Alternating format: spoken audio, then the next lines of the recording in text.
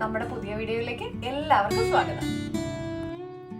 നമ്മുടെ ഇന്നത്തെ video special ആയിട്ടുള്ള ഒരു പ്രഥമൻ റെസിപ്പിയാണ്.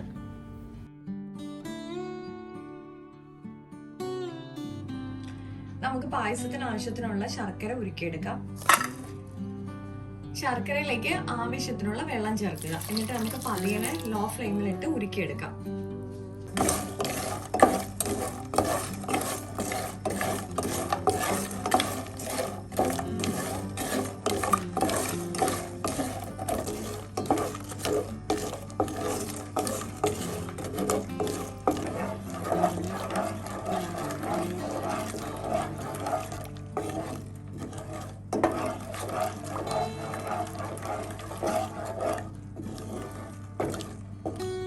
നമുക്ക് പരിപ്പൊന്ന് ചൂടാക്കി എടുക്കാം. അപ്പൊ അതിനായിട്ട് 1 ടേബിൾ സ്പൂൺ നെയ്യ് ഒഴിക്കാം.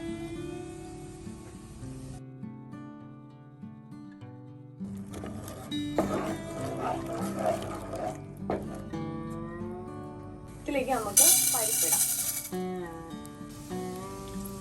നമുക്കിത് ലോ ഫ്ലെയിമിൽ തന്നെ ഇട്ട് ഒന്ന് ചൂടാക്കി എടുക്കാം. ഇതിവിടെ ഉപയോഗിച്ചേക്കുന്നത് നമ്മുടെ ചെറുപയർ പരിപ്പാണ്.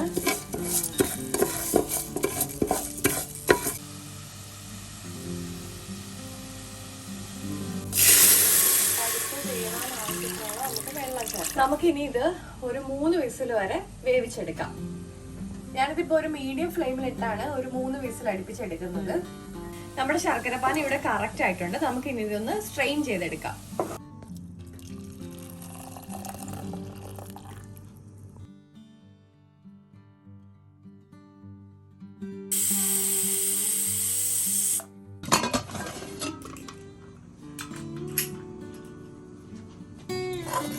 നമ്മുടെ പരിപ്പ് ഇവിടെ നന്നായിട്ട് വെന്ത് സെറ്റ് ആയിട്ടിരിപ്പുണ്ട്. നമുക്കിനി ഒന്ന് ഉടച്ചു കൊടുക്കാം.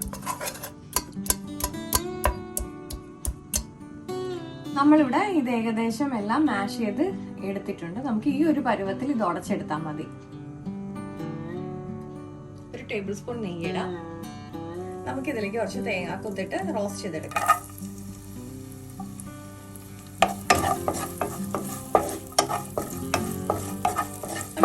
ഇളം ബ്രൗൺ കളർ ആകും വരെ ഒന്ന് ചൂടാക്കി എടുക്കാം. ഈ പായസത്തിലേക്ക് നമുക്ക് വേണമെന്നുണ്ടെങ്കിൽ അണ്ടിപ്പരിപ്പ്, മുന്തിരിങ്ങ ഒക്കെ ചേർക്കാം കേട്ടോ. ഞാൻ പക്ഷെ ഇവിടെ തേങ്ങാക്കൊത്ത് മാത്രമേ ചേർക്കുന്നുള്ളൂ.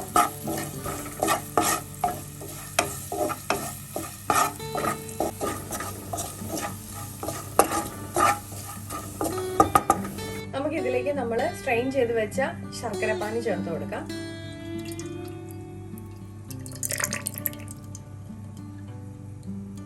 ഒന്ന് മിക്സ് ചെയ്ത് കൊടുക്കാം. ഞാനിപ്പോ തീ ഇട്ടേക്കുന്നത് ലോ ഫ്ലെയിമിലാണ്.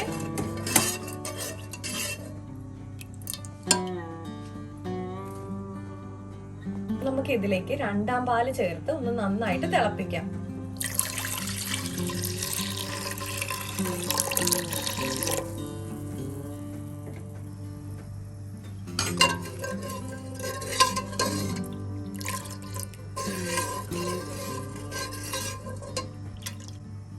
നമുക്ക് ഇതിലേക്ക് ഈ സമയത്ത് കുറച്ച് ചുക്ക് പൊടിയും ഏലക്ക ചതച്ചതും കൂടെ ചേർത്ത് കൊടുക്കാം. നമുക്ക് ഈ തേങ്ങ മൂപ്പിച്ച നെയ്ക്കകത്തോട്ട് തന്നെ ഒരു ചെറിയ ഏത്തപ്പഴം കൂടെ അരിഞ്ഞു ചേർക്കാം.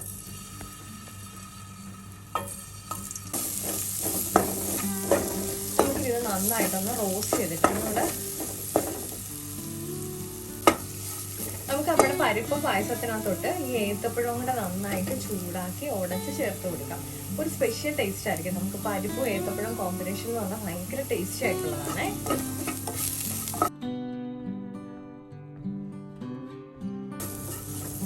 നമ്മുടെ ഏത്തപ്പഴം ഇവിടെ കറക്റ്റ് സെറ്റായി വന്നിട്ടുണ്ട്. ഇനി നമുക്കൊന്ന് ഉടച്ചെടുത്ത് നേരെ നമ്മുടെ പായസം ഇപ്പോൾ ചൂടായി തുടങ്ങിയിട്ടുണ്ട്. അതിനകത്തോട്ട് ആഡ് ചെയ്ത് കൊടുക്കാം.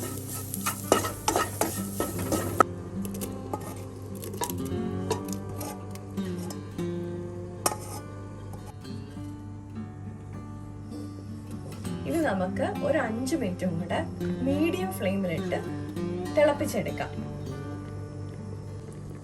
ഞാൻ പായസത്തിൽ ഏത്തപ്പഴം ചേർത്തത് കൊണ്ടാണ് പരിപ്പിന്റെ അളവ് കുറച്ചെടുത്തേക്കുന്നത്. അല്ല നമ്മൾ പരിപ്പ് പായസം മാത്രമായിട്ടാണ് വെക്കുന്നതെങ്കിൽ അതനുസരിച്ചിട്ടുള്ള അളവിൽ പരിപ്പ് എടുക്കേണ്ടതാണ്. ഇതിലേക്ക് നമുക്ക് ഒന്നാം പാല് ചേർക്കാം. ഒന്നാം പാല് ചേർത്ത് കഴിഞ്ഞാൽ ചെറുതായിട്ടൊന്ന് ചൂടാക്കിയാൽ മതി, ഒരിക്കലും തിളപ്പിക്കരുത്.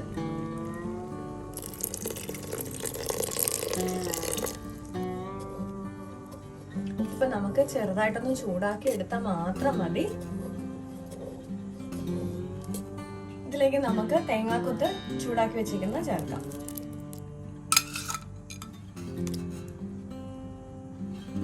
ഇപ്പൊ നമ്മുടെ ഏത്തപ്പഴ പരിപ്പ് പ്രഥമൻ റെഡി ആയിട്ടുണ്ട്. അപ്പൊ എല്ലാവർക്കും ഇഷ്ടപ്പെട്ടിട്ടുണ്ടെങ്കിൽ ട്രൈ ചെയ്ത് നോക്കിയിട്ട് കമന്റ് ഫീഡ്ബാക്ക് വഴി അറിയിക്കണേ. അപ്പൊ നമ്മുടെ ഇന്നത്തെ സ്പെഷ്യൽ ആയിട്ടുള്ള പ്രഥമൻ റെസിപ്പി എല്ലാവർക്കും ഇഷ്ടപ്പെട്ടെന്ന് വിചാരിക്കുന്നു. അപ്പൊ എല്ലാവരും ലൈക്ക് ചെയ്യാനും ഷെയർ ചെയ്യാനും സബ്സ്ക്രൈബ് ചെയ്യാനും മറക്കല്ലേ. വീണ്ടും അടുത്ത വീഡിയോയുടെ കാണും വരെ നന്ദി, നമസ്കാരം.